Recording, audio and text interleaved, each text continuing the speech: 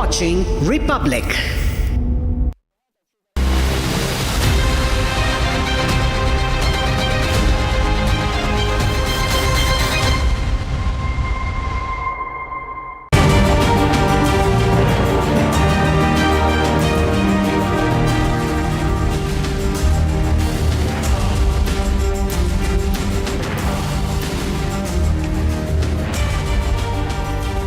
Hello and welcome. You're watching the Monday edition of This Is Exclusive with me, Shavin Sen. Tonight on This Is Exclusive, we put the spotlight on three very special stories, starting with the Republic deep investigation as far as sand mining in Gujarat is concerned. The only national network to put the spotlight on how illegal mining continues in various parts of Gujarat. The first focus is on Vadodara, not very far away from Vadodara.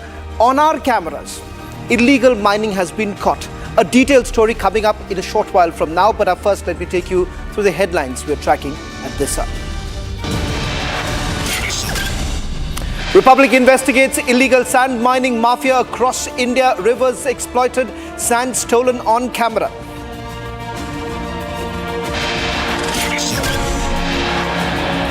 Speeding luxury supercar injures VVIP, accused evacuated by bouncers. Pune Porsche rerun in Kanpur.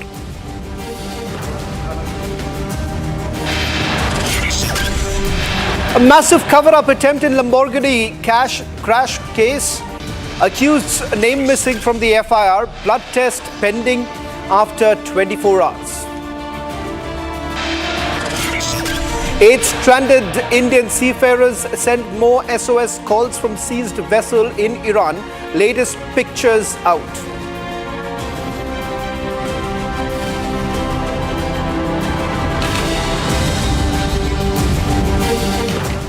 Ladies and gentlemen, the line between development and destruction has been erased in Gujarat. What we will show you in a short while from now is not an isolated violation. It is an organized, brazen assault on a living river system carried out in broad daylight and under the shadow of official silence. The Orsang is more than a river. It is the lifeline for local communities. Yet, when villagers raise complaints, they are pushed from one district to another. Those who speak are threatened, those who act are ignored, and those responsible continue unchecked. In fact, Republic TV's investigation team went to ground zero to expose how illegal sand mining thrives despite laws, despite complaints, and despite the very real dangers it poses. This is not just about mere sand. This is about governance, accountability, and the urgent question of how long authorities will allow rivers to be sacrificed to the mining mafia. In fact, an investigation that has been carried out for days put together. In fact, our reporters on the ground did stake out at these very places to actually catch them red-handed. This is what my colleague Swarali found out in her investigative report.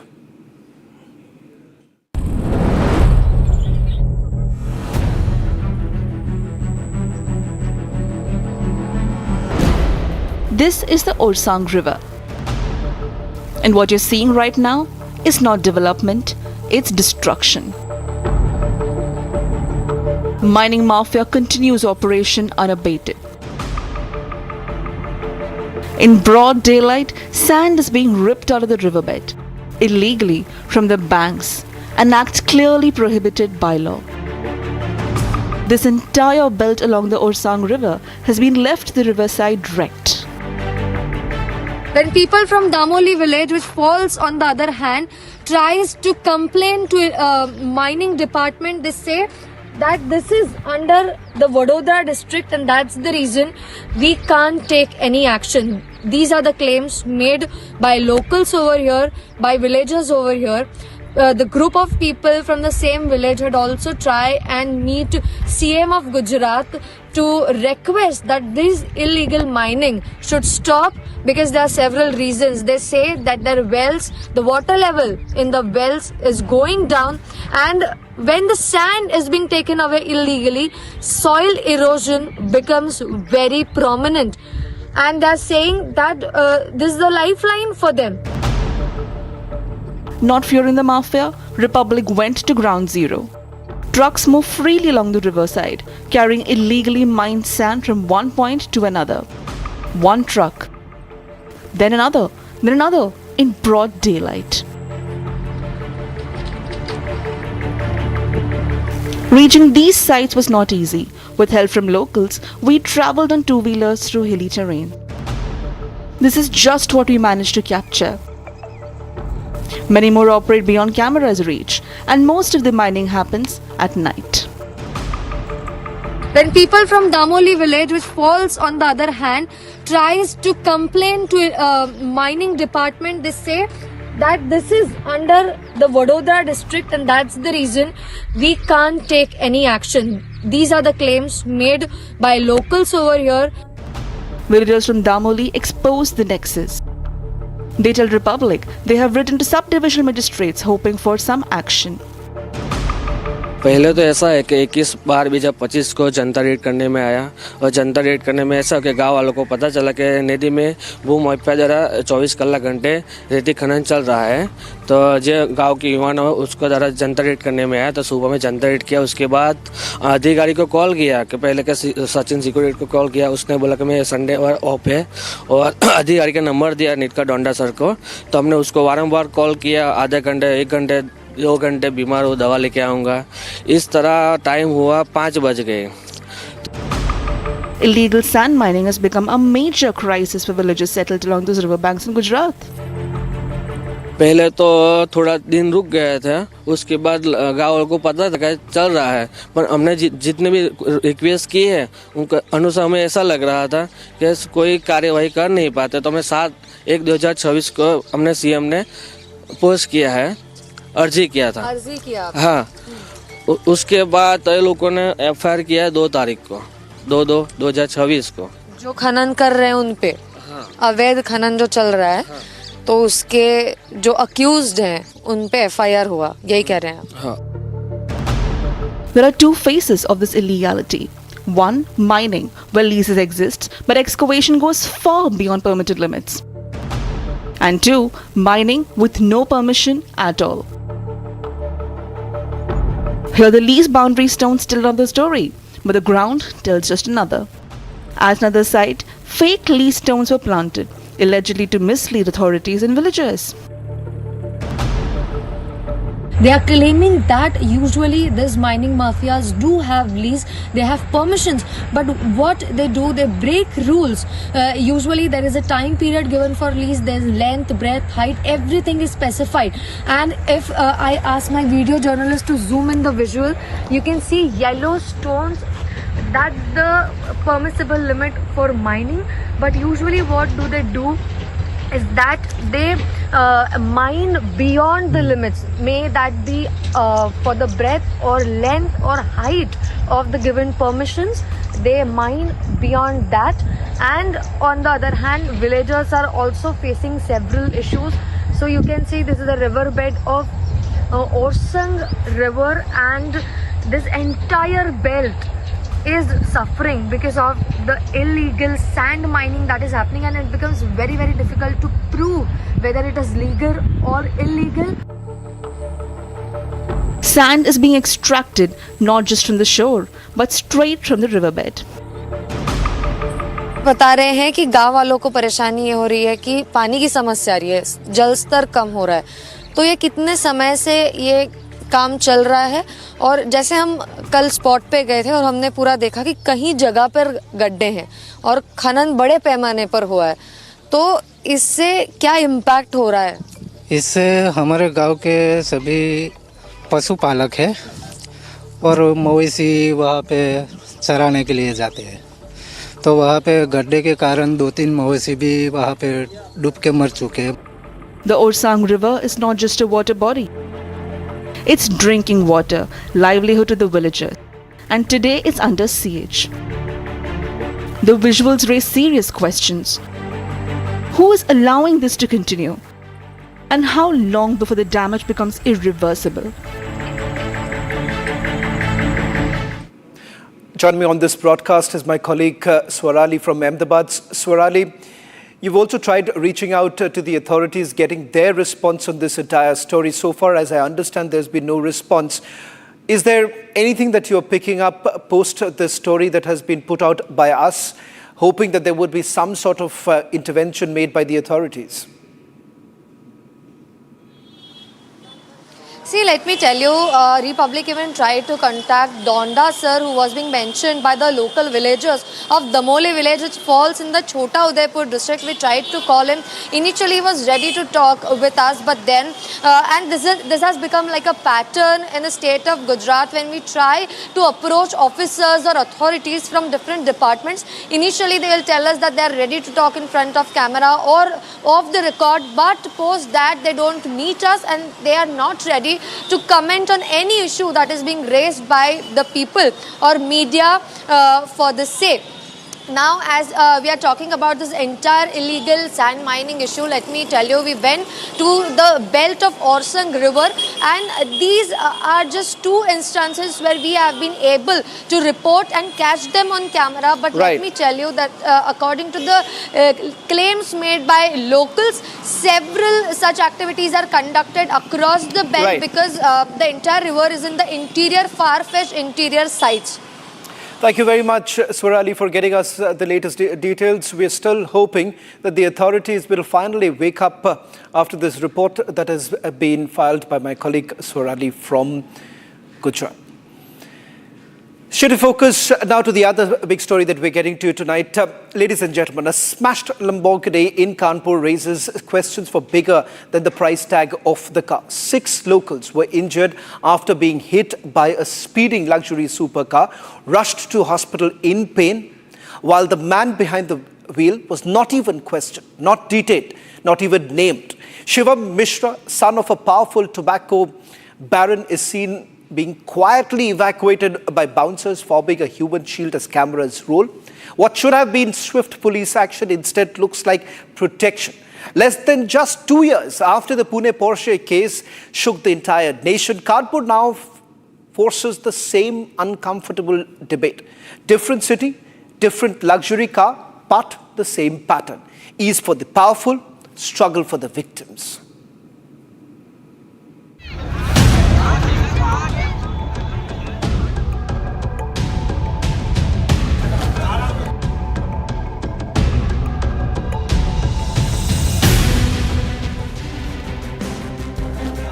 A luxury Lamborghini smashed on Kanpur's VIP road.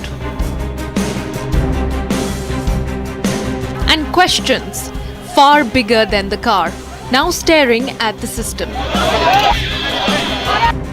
Kanpur में एक बार फिर रफ्तार का कहर देखने को मिला। दरअसल इस बार ग्वालटोली में लैम्बोर्गिनी कार से एक युवक ने तकरीबन 3 लोगों को टक्कर मारी, जिनको चोटें आई हैं। फिलहाल गाड़ी थाने आ चुकी है। लगभग 14 करोड़ की जो गाड़ी की कीमत है वो बताई जा रही है। बंशीधर टोबैको जो फर्म है उसके नाम पर गाड़ी रजिस्टर्ड है। इसी कार से कुछ देर पहले ही वीआईपी रोड पर टक्कर मारी गई है। ये देखिए, गाड़ी के अंदर कांच के जो टुकड़े हैं वो भी पड़े हैं और साफ तौर पर जो बताया जा रहा है कि जो गाड़ी चालक थे उनको अटैक आए थे, जिस दौरान ये जो हादसा है वो हुआ है। 6 locals hit by the speeding luxury supercar were rushed to hospital. ये एक्सीडेंट जो है, असल में हम यहाँ खड़े हुए थे वीआईपी रोड पे, ये जो मकबरे के पीछे पारी के पीछे वहाँ पर खड़े हुए थे और हम अपने मित्र का इंतज़ार कर रहे थे। हमें जाना था करबला, वो मित्र हमारे आने पर इन्हीं का इंतज़ार कर रहे थे। गाड़ी जो है आई, ऑटो पहले बिलर पे टक्कर पड़ा, उसके बाद फिर ऑटो पड़ा, तो हमने देखा कि लगा जो बचेंगे नहीं, हम हटे तो फिर हमारे भी हो गया। And at the wheel, the accused Shivam. This next visual tells the entire story.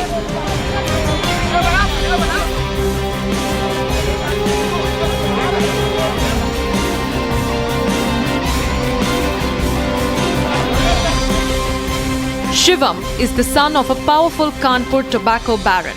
One would expect police action after a crash like this. Instead, what you see is something very different. Watch how he is quote-unquote evacuated by bouncers while those that he hit his luxury car with lie in pain. Watch carefully. Camera after camera captures it. Bouncers forming a human shield. Republic media network की team इस वक्त मौजूद है शिवम मिश्रा के घर के बाहर। ये देखिए के मिश्रा का बोर्ड लगा हुआ है, इनके बाउंसर है। कल एक्सीडेंट हुआ था, आप थे वहाँ पर? क्या पुलिस आई? थोड़ा खोलना। शिवम है? कहाँ गए? कहाँ गए शिवम? ये देखिए महंगी गाड़ियाँ अंदर खड़ी हैं और ये बाउंसर हैं। देखिए किस तरह से गेट बंद कर दिया गया है। साफ तौर पर शिवम इस वक्त अंदर मौजूद है और कानपुर पुलिस की जो टीम है वो यहाँ पर कुछ देर पहले पहुंची थी और उसके साथ ही इनसे सवाल जवाब करके जो टीम है वापस जा चुकी है। He is quietly taken out, away from public view, away from tough questions. Sir क्या शिवम का नाम इसमें बढ़ाया गया है? अभी मैं कुछ नहीं बता पाऊंगा। अभी मैं जो भी इन्वेस्टिगेशन में आएगा उसके बाद से मैं सर लेकिन गाड़ी चालक वही था, उसको वहाँ से हटाया गया, इस पर क्या कहेंगे? अभी फुटेज देखा जा रहा है। सर फुटेज वीडियो में दिख रहा है वो गाड़ी से चला गया है। देखा जा रहा है, जो भी आएगा प्रकाश में किया अब जाएगा। तक क्या उससे कोई क्वेश्चनिंग की गई? उसका ब्लड टेस्ट कराया गया सर? क्या वो ड्रंक था? नहीं, अभी इसके बारे में कोई जानकारी नहीं। What's even more shocking is that police personnel were seen posing for photographs in front of the same car involved in the crash. Less than 2 years ago, India demanded justice in the case of the Pune Porsche crash. And today, yet again, the same debate. How a rich, powerful accused appears to be treated with ease. Shivam Mishra's name remains missing from the FIR. 24 hours on, no blood test has been conducted to check if he was under the influence of alcohol. देखिए कल ग्वालटोली थाना क्षेत्र में एक Lamborghini से accident की घटना हुई थी। एक व्यक्ति को माइनर चोट आई थी। इस सूचना के आधार पर थाना ग्वालटोली पर अभियोग पंजीकृत कर लिया गया है। विस्तृत विवेचना की जा रही है। विवेचना में आगे जो भी तथ्य प्रकाश में आएंगे उनके आधार पर अग्रिम कार्रवाई की जाएगी। गाड़ी का नंबर लिखा हुआ है, उसके जो सीसीटीवी फुटेजेस वगैरह प्राप्त कर लिए गए हैं। विवेचना की जा रही है, साक्षियों से पूछताछ की जा रही है। पूछताछ में जो भी तथ्य प्रकाश में आ रहे हैं उनके आधार पर अग्रिम कार्रवाई की जा रही है। Hours later, the accused is seen comfortably inside his residence.